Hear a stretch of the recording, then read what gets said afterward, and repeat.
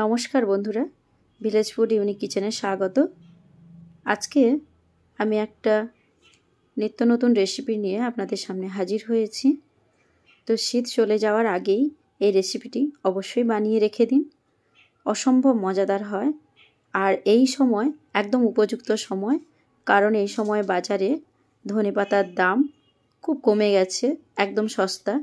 এই সময় একটু বেশি পরিমাণে ধনেপাতা কিনে আনুন আর এই রেসিপিটি অবশ্যই বানিয়ে রেখে দিন, সারা বছর সংরক্ষণ করে খেতে পারবেন। তো পুরো ভিডিওটা দেখুন। এখানে নিয়ে নিয়েছি আমি ধনেপাতা, আগে থেকে ধুয়ে জল ঝরিয়ে রেখেছিলাম। তো কড়াইতে দিয়ে দিলাম, কড়াইতে দিয়ে একটু নেড়ে চেড়ে নেব। আমি কয়েকটা টিপস আপনাদের দিচ্ছি, এইভাবে যদি বানিয়ে থাকেন তাহলে কিন্তু অনেক দিন রেখে খাওয়া যাবে। তো প্রথম কথা হচ্ছে, ধনেপাতায় কোনো জল রাখা চলবে না, একদম শুকিয়ে নিতে হবে। তো ধুয়ে একটু মেলে রেখে দিলে হাওয়াতেই সুন্দর জল ঝরে যাবে। তো একটা ছাঁকনিতে রেখে দিলে হয়। তো দেখুন আমি একদম জল রাখিনি গায়ে, আর কড়াইতে এইভাবে নেড়ে নিলে খুব সুন্দরভাবে আচারটা তৈরি করা যাবে। এই যে দেখুন, আমি এবার নিয়ে নিয়েছি একটা মিক্সচার জারে। এতে আমি একটা পেস্ট বানিয়ে নেব।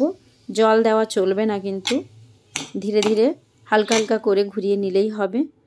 এবার আমি একটা কড়াই বসিয়ে দিয়েছি, কড়াইতে দিয়ে দিলাম সর্ষের তেল। তো এই আচারটার জন্য তেল বেশি পরিমাণে লাগবে না। আর এখানে নিয়েছি তেঁতুল, পাকা তেঁতুলের আমি মাড় বের করে নেব।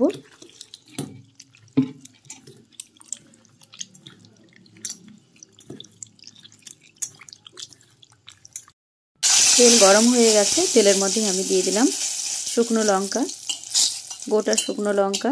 পরিমাণ বেশি হলে অবশ্যই লঙ্কার পরিমাণ বাড়িয়ে দেবেন। এখানে আমি দিয়ে দিলাম 5 ফোড়ন, সামান্য একটু। ফোড়নের ফ্লেভারটা খুব ভালো আসে আচারে, তাই অল্প একটু দিলাম। এবার আমি দিলাম তেঁতুলের মাড়, বেশ ভালো করে ফুটিয়ে নিতে হবে।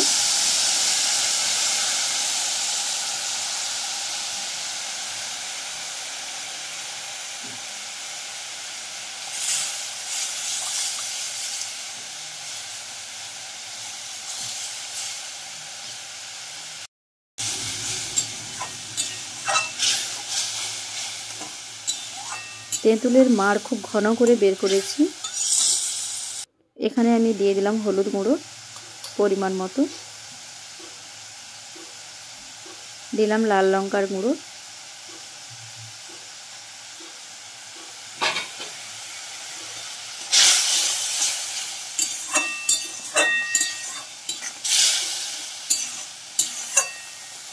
ছাড়া করে ফুটিয়ে নিয়েছি। এবার আমি দিয়ে দিচ্ছি ধনেপাতার পেস্ট।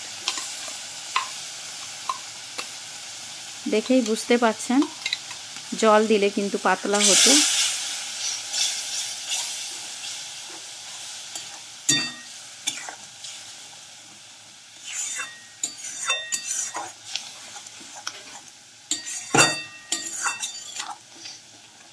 এই আচারটা তৈরি করতে কোনো ঝামেলা নেই, খুব সহজেই তৈরি করা যায় আর সময়ও খুব কম লাগে।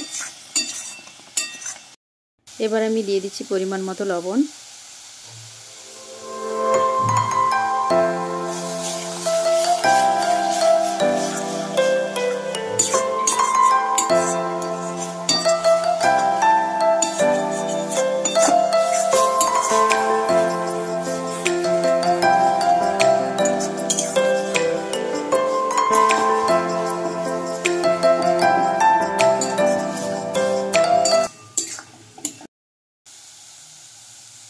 এবার আমি দিয়ে দিব চিনি। তো চিনিটা যদি কেউ পছন্দ না করেন নাও দিতে পারেন, তবে একটু টক টক ঝাল ঝাল মিষ্টি মিষ্টি লাগবে, তাই একটু চিনি দিলাম। আর তেঁতুল আছে মানে টকটা তো লাগবে অবশ্যই, যদি কেউ পছন্দ না করেন নাও দিতে পারেন। এইভাবে ঘন হয়ে এলেই নামিয়ে নিতে হবে। হয়ে গেছে, আমি এবার নামিয়ে নিচ্ছি। তো এই আচারটি ভাত, রুটি, লুচি, পরোটা সব কিছুর সঙ্গে খেতে অসম্ভব ভালো লাগে আর মুখের স্বাদ ফেরাতে অনবদ্য। তো আর দেরি না করে আজকেই বানিয়ে নিন, অসম্ভব ভালো লাগবে খেতে, সারা বছর সংরক্ষণ করে খেতে পারবেন।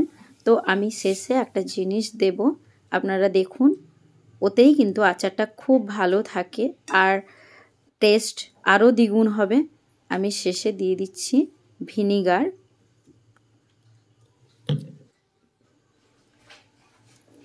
এক টেবিল চামচ মতো ভিনিগার আমি দিলাম। ভিনিগার দিয়ে আমি নাড়িয়ে নেব গরম অবস্থাতে।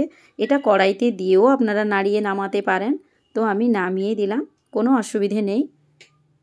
গরম অবস্থাতে দিয়ে একটু নাড়িয়ে ঠান্ডা করে আমি একটা কাঁচের জারে ভরে রেখে দেব। আর যখন ইচ্ছে হবে একটু বের করে খেতে পারবো। তো আপনারাও বানিয়ে নিন। আশা করছি আজকের রেসিপিটি আপনাদের খুব ভালো লেগেছে। দেখা হচ্ছে নেক্সট ভিডিওতে। সবাই খুব ভালো থাকুন, সাবধানে থাকুন, সুস্থ থাকুন আর এভাবে আমার চ্যানেলের পাশে থাকুন।